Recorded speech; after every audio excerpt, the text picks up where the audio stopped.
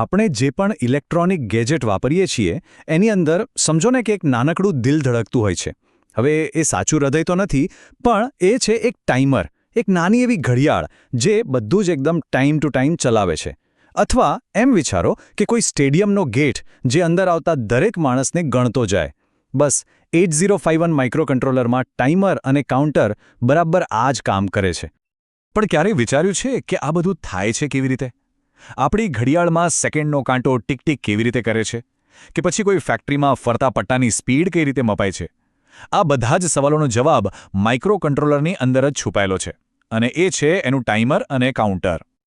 તો ચાલો આજના આ સેશનમાં આપણે 8051ના ટાઈમર મોડ્સની દુનિયામાં જરા ઊંડા ઉતરીએ.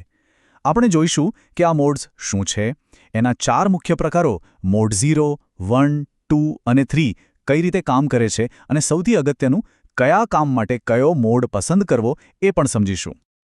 તો પહેલો સવાલ, આ ટાઈમર મોડ્સ છે શું?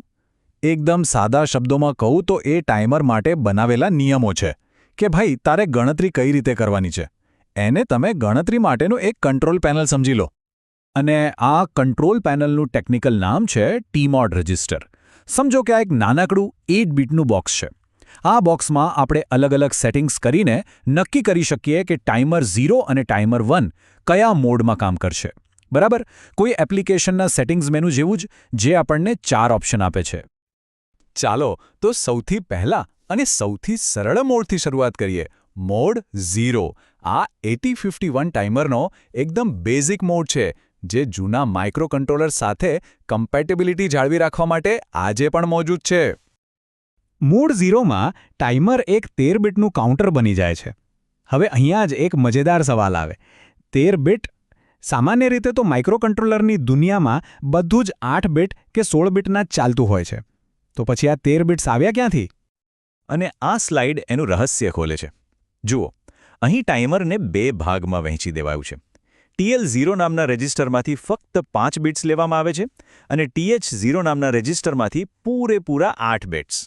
અને બસ 5 વત્તા 8 થઈ ગયા ને 13 બિટ્સ. તો આ 13 બીટનો મતલબ શું? એનો મતલબ એ છે કે ટાઈમર 0થી લઈને 8191 સુધી ગણી શકે છે, એટલે કે ટોટલ 8192 કાઉન્ટ્સ. જેવી આ ગણતરી પૂરી થાય, ટાઈમર ઓવરફ્લો થઈ જાય છે અને એક ફ્લેગ, જેને TF0 કહેવાય, એને ઊંચો કરી દે છે. આ માઇક્રોકન્ટ્રોલર માટે એક સિગ્નલ છે કે કામ પતી ગયું. પણ શું થાય જો 8192ની ગણતરી આપણા માટે ઓછી પડે?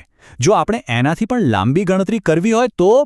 બસ એના માટે છે મોડ 1, જે આપણને ઘણી વધારે કેપેસિટી આપે છે. મોડ 1 એ મોડ 0 જેવો જ છે, પણ એક મોટા ફેરફાર સાથે. એ TL0 અને TH0 બંને રજિસ્ટરની પૂરેપૂરી તાકાતનો ઉપયોગ કરે છે. એક પણ બીટ વેડફાવા દેતો નથી. આ સ્લાઇડ બરાબર એ જ બતાવે છે. અહીં જુઓ, TL0ના પણ 8 બિટ્સ અને TH0ના પણ 8 બિટ્સ વપરાય છે. એટલે કે હવે આપણી પાસે 2 નાના 8 બીટ રજિસ્ટર નથી, પણ એક મોટું 16 બીટનું ટાઈમર છે. આનો સીધો અર્થ એ છે કે હવે આપણી ગણતરીની રેન્જ ખૂબ જ મોટી થઈ ગઈ છે. તો 16 બિટ્સ એટલે કેટલી ગણતરી? આનો અર્થ છે કે ટાઈમર 0થી લઈને 65535 સુધી ગણી શકે છે. આ તો મોડ 0ની 8192ની ગણતરી કરતાં સીધું 8 ગણું વધારે છે. એટલે જ લાંબા સમયનો વિલંબ જોઈતો હોય કે પછી વધારે ઘટનાઓ ગણવી હોય તો મોડ 1 એકદમ પરફેક્ટ છે.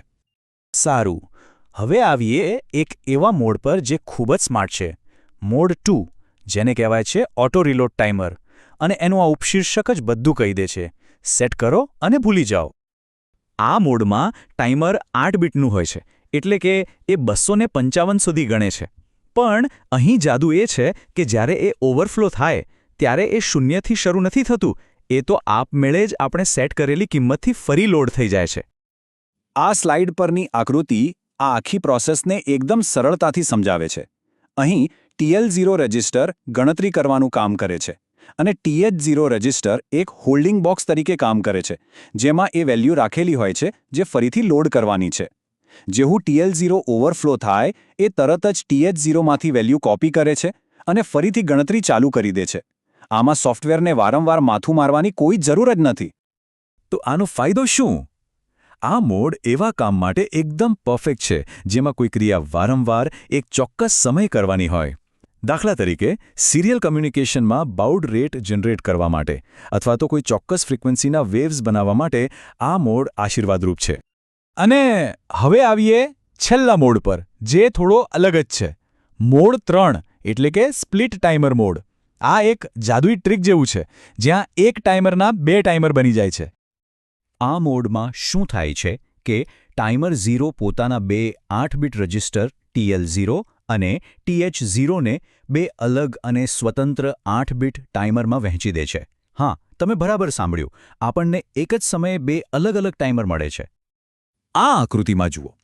TL0 અને TH0 હવે પોતપોતાના રસ્તે છે.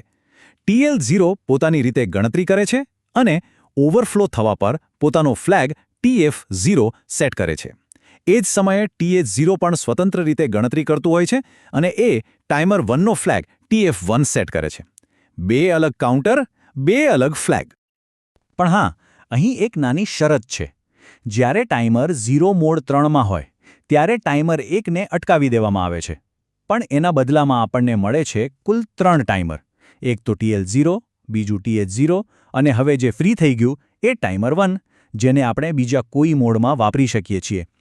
આ એવા પ્રોજેક્ટ્સ માટે બહુ જ કામનું છે, જ્યાં ઘણા બધા ટાઈમરની જરૂર પડતી હોય. તો હવે આપણે આ 4 મોડ્સ વિશે જાણીએ છીએ. દરેકની પોતાની એક ખાસિયત છે, પણ અસલી સવાલ એ છે કે કોઈ પ્રોજેક્ટ માટે કયો મોડ પસંદ કરવો. ચાલો આ નિર્ણયને એકદમ સરળ બનાવીએ. આ ટેબલ આખી વાતને સ્પષ્ટ કરી દે છે. જો સાદી ગણતરી અને જૂના કોડ સાથે સુસંગતતા જોઈતી હોય તો મોડ 0 પસંદ કરો. જો લાંબામાં લાંબા સમય સુધી વિલંબની જરૂર હોય તો મોડ 1થી ખાતર કોઈ નથી. ચોક્કસ વારંવાર થતા કાર્યો માટે મોડ 2નો કોઈ જવાબ નથી. અને જો એક વધારાના ટાઈમરની જરૂર હોય તો મોડ 3 હંમેશા કામમાં આવશે. આખરે વાત એટલી જ છે કે આ મોડ્સ ફક્ત ટેકનિકલ ડિટેલ્સ નથી. આ એવા ટૂલ્સ છે જે આપણને આપણા ડિવાઇસને સમય સાથે તાલમેલ બેસાડતા શીખવે છે. એમ સમજો કે આ સમયની ભાષામાં વાત કરવાનું શીખવા જેવું છે. પણ સમય સાચવતા શીખવું એ તો માત્ર શરૂઆત છે. એકવાર કોઈ ડિવાઇસ સમયને સમજી લે પછી એ બીજા ડિવાઇસ સાથે વાતચીત કેવી રીતે કરે છે, ડેટા મોકલે અને મેળવે કેવી રીતે, એના માટે આપણે સિરિયલ કમ્યુનિકેશન અને SCRN રજિસ્ટરને સમજવું પડશે. પણ એ વાત કદાચ આગલી ચર્ચા માટે.